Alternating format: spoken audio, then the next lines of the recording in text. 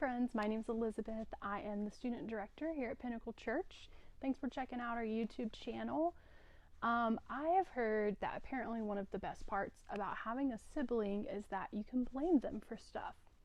So you can point at them when something breaks in the kitchen, or you can shovel off your green beans on their plate so you can get dessert. Brothers and sisters are why phrases like, they did it first, or it wasn't my fault, were invented. And even if you don't have a sibling, you probably had someone in your childhood who put the blame on you for something they did. Maybe a cousin, classmate, or even a friend.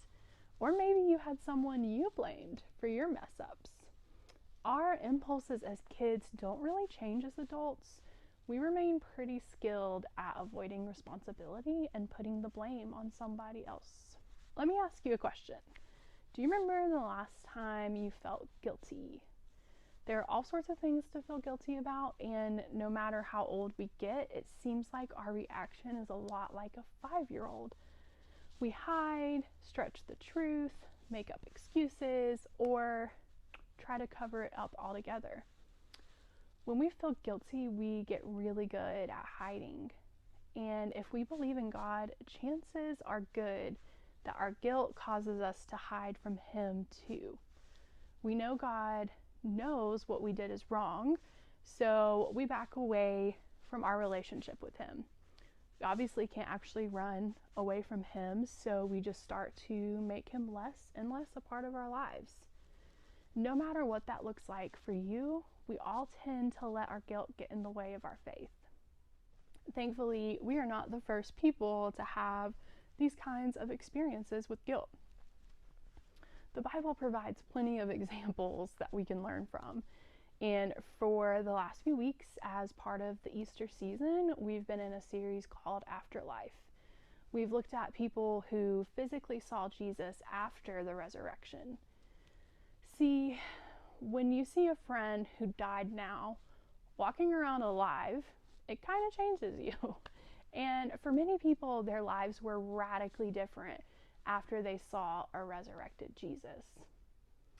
Their life after, or their afterlife, was dramatically changed, and that includes a guy named Peter. Peter was one of Jesus's closest friends and a key leader during the early days of the Christian movement. But Peter had some run-ins with guilt and shame, like we sometimes do. When Jesus was arrested, Peter literally cut off a guy's ear to defend Jesus. It's not a recommended strategy to prove your loyalty to a friend. So don't try that at home. Don't try it! But hey, at least he was there for Jesus. But then hours later, when Jesus was given a sketchy, bogus trial, Peter stood nearby and lied 3 separate times about his connection to Jesus. He denied even knowing Him. Even worse, before any of this happened, Jesus actually told Peter that he would do exactly that he would deny being connected to Jesus. Jesus basically told Peter, I've experienced your loyalty so far, but when it comes down to the end, you won't be loyal to me. Peter defends himself, assuring Jesus that he would never do that. And then, at Jesus' lowest moment, that's exactly what Peter did. Jesus was arrested, tried, and nailed to a Roman cross. And the last thing Peter did was deny even knowing Jesus. I mean, I almost feel guilty for him. What a brutal end to his story, right? But like we've talked about in this series, Jesus' death wasn't the end of the story. Easter happens, the tomb is empty, and Jesus is alive. The whole direction of the story changes, which is awesome. Unless you're Peter. He probably had some mixed feelings. He probably thought, I'm so glad Jesus is back. But does that mean I have to face him after what I did to him? To Peter, it's possible that the resurrection was a reminder of the guilt he felt. A few days later, Jesus was on the shore of the Sea of Galilee. Peter was on the boat with the other disciples and saw Jesus. They went to the shore. Jesus made breakfast, and he brought up the thing that no doubt was weighing on Peter's mind.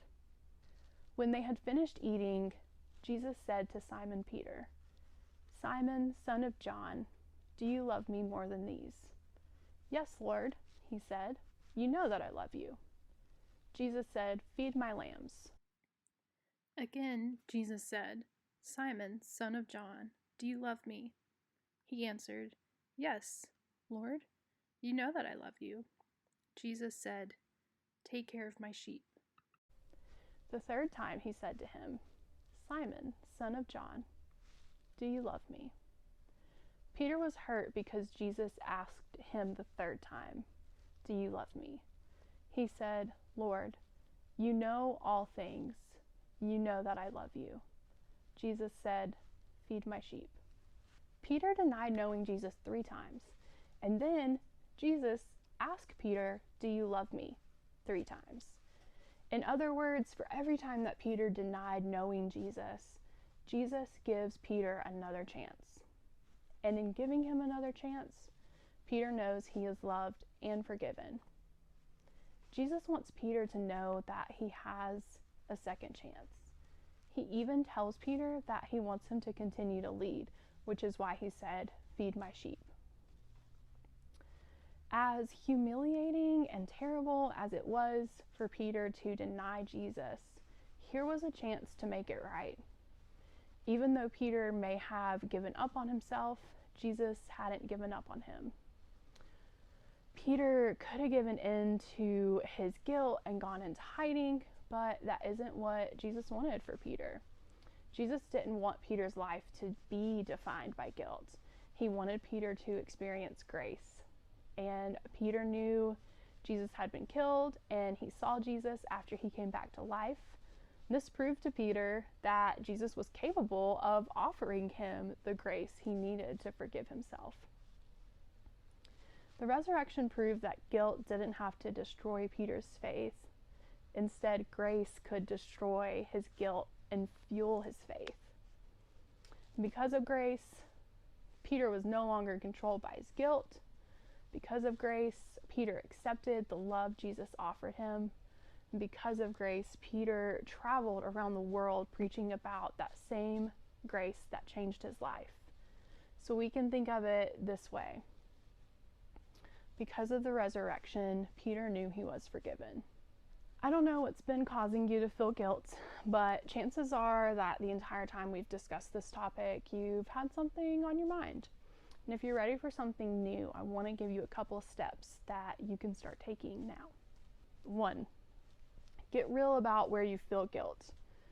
Think about where you feel lingering guilt right now. Be honest with yourself about it.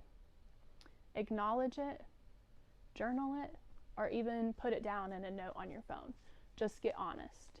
2, remember that guilt is no match for God's grace. Ask God to remind you that He is with you and for you, even on those days. Ask Him to cover your guilt with the overwhelming reality of His grace. So when you feel those old guilt feelings kick in, ask God to give you a new reaction. And 3, keep showing up and speaking up. So do the opposite of what guilt may have guided you to do in the past. After the resurrection, Peter didn't hide from Jesus. Would have been easier to do that, but he didn't. Peter kept showing up. And so, like Peter, let's keep showing up. The resurrection proved that our guilt is no match for God's grace. We don't have to let guilt change our faith anymore. Instead, we get to let grace change our guilt. Because of the resurrection, Peter realized that grace is greater than guilt. And because of Easter, you can realize it as well.